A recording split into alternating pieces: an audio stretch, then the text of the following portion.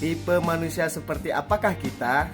Yuk mari kita perbaiki diri dan kita belajar bersama dengan Kak Sherly. Siapapun kita sekarang, apapun latar belakang, amanah dan tanggung jawab profesi yang kita saat ini tekuni, kita semua cuma diberikan menjadi 4 tipe manusia dalam melihat masa depan. Secara cepat ini adalah yang pertama, tipe-tipe yang pesimis. Yang apa?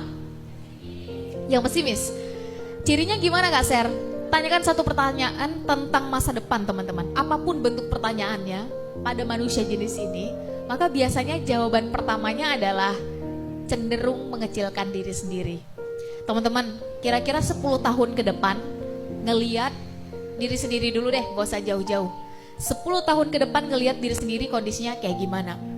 Itu mereka aja Kak Ser, mereka yang pinter-pinter, mereka yang rajin-rajin, mereka yang lebih punya banyak privilege, mereka yang punya orang dalam, mereka yang lebih dekat dengan informasi. Mereka duluan aja berpikir ke arah sana. Terus kalau kita gimana teman-teman? Kita nih apalah, cuma serpihan rengginang. Tipikal manusia yang pesimis, mereka duluan mengerdilkan potensi yang dititipkan oleh Yang Maha Kuasa pada dirinya sebagai wasilah untuk berbuat baik sebelum orang-orang sekitarnya. Tipikal manusia yang pesimis duluan mengerdilkan dirinya sendiri sebelum lingkungan sekitarnya. Tipikal manusia yang kedua, ini naik satu tingkat lebih tinggi, manusia-manusia yang realistis. Tanyakan satu pertanyaan pada manusia jenis ini tentang masa depan. Biasanya manusia-manusia realistis akan nyaris menjawab dengan awalan, ya udahlah, dan melempar tanggung jawab pada orang lain. Teman-teman, kita adilkan, pertanyaannya sama. Kira-kira 10 tahun ke depan pengen ngelihat diri sendiri, kondisinya kayak gimana?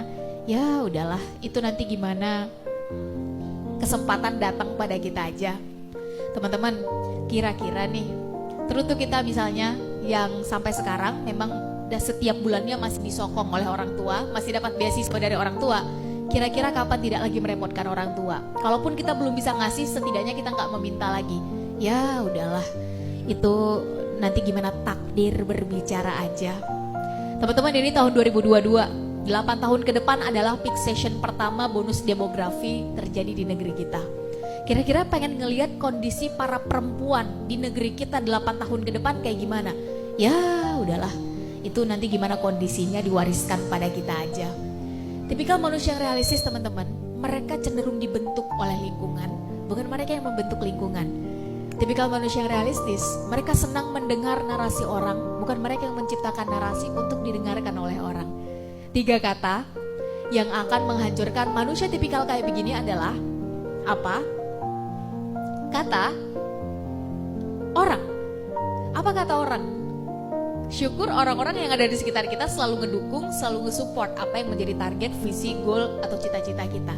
Gimana kalau enggak teman-teman? Satu kali hidup, waktu gak akan bisa kita ulang. Waktu gak akan nunggu kita siap. Dalam hal ini, masa muda gak akan terulang 2 kali. Habis untuk dengerin apa kata orang aja.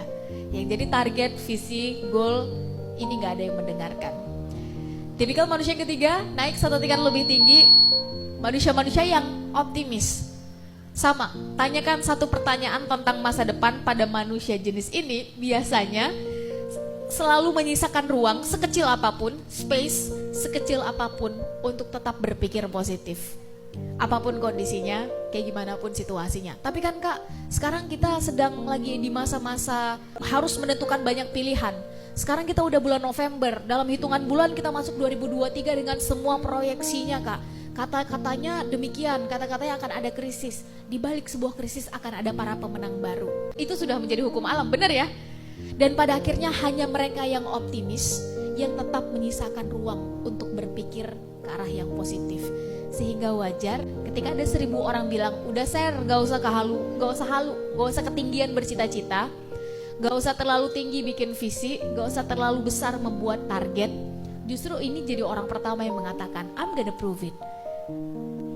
Ketika banyak orang menertawakan, mengecilkan, mengerdilkan apa yang kita targetkan, maka justru manusia optimis yang duluan memvisualisasikan apa yang akan terjadi ke depan. Teman-teman, di tangan manusia yang optimis, realitas sosial itu diciptakan, bukan lagi ditunggu. Momentum itu dibuat, trending itu diciptakan oleh manusia-manusia optimis.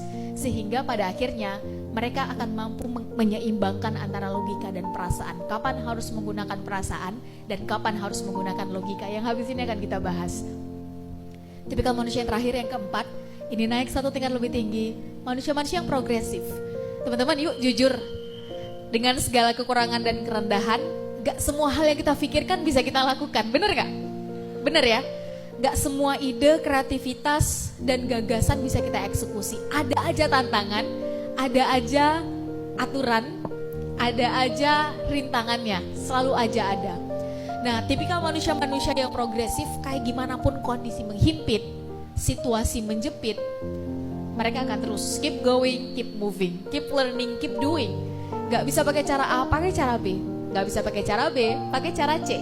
Gak bisa pakai cara C, masih ada 20-an cara lain sampai huruf Z.